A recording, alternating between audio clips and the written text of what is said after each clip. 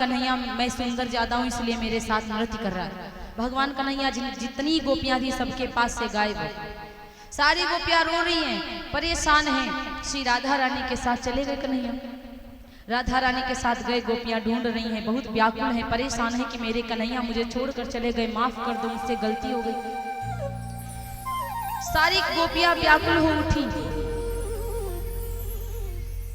राधा रानी के साथ जब कन्हैया जा रहे थे तो उनके पद चिन्ह बनते जा रहे थे। गोपियां कहती हैं कितनी किस्मत वाली है ये गोपी जिसके साथ कन्हैया अकेले चले गए।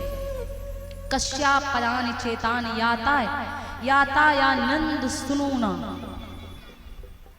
अंसन्य सत्य प्रकाश ठाया करेड़ो करिला यथा। गोपियां सोचने लगी कि नंद के लाडले के साथ जाने वाली स्त्री के पद चिन्ह है।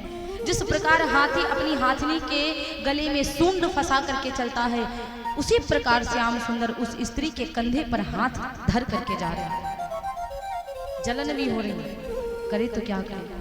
जैसे कि भगवान राम जी खोज रहे थे ना कि हे खगमृग हे मधुकर श्रेणी तुम देखी सीता मृग ने। क्या सीता को देखा?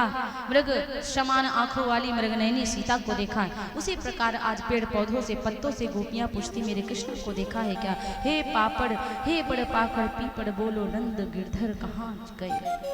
हे करड़ी हिरड़ी तुम ही कहो मुरलीधर मोहन कहाँ गए। वे पीर बनो मत नंद लाला हम व्याकुल अश्रु बहाती हैं, अपराध हमारे क्षमा करो कर जोड़े शीश झुकाती हैं।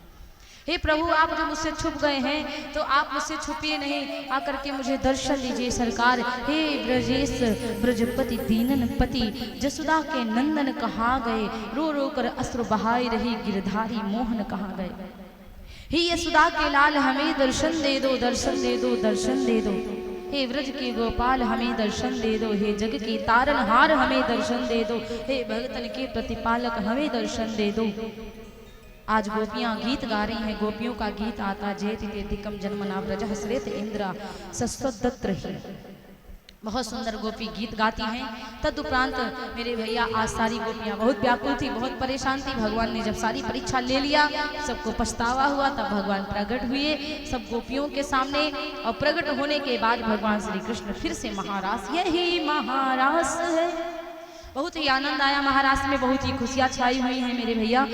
धीरे धीरे भगवान श्री कृष्ण वृंदावन में आनंद मना रहे हैं। उधर जो कंसा है बीमार होता जा रहा है। कंस का बस यही मन कर रहा है कन्हैया कब मिले, कन्हैया की कब जान लूं, कन्हैया को खत्म करूं और उसका काम खत्म होए। तो समय भी हो चुका है, इसलिए आइए एक भगवान श्री कृष्ण जी का भजन हो जाए। तदुपरांत कल कंस का वध होगा।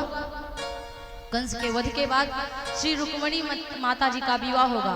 रुक्मणी मंगल आप लोग उठिए नहीं, आप लोग अभी बैठे रहिए, 5 मिनट का समय और दीजिए। और उठिए ना, इन्हें तो बीच में कल आने को नहीं पाओगी। हाँ पीछे आओगी, बोले सावरे सरकार की। तो मेरे भैया कल रुक्मणी माता का विवाह है, रुक्मणी मंगल है। आप सब लोग रुक्मणी मैया के लिए अपनी इच्छा अनुसार यथाशक्ति अनुसार जो लाना होगा दान में लेके आएंगे।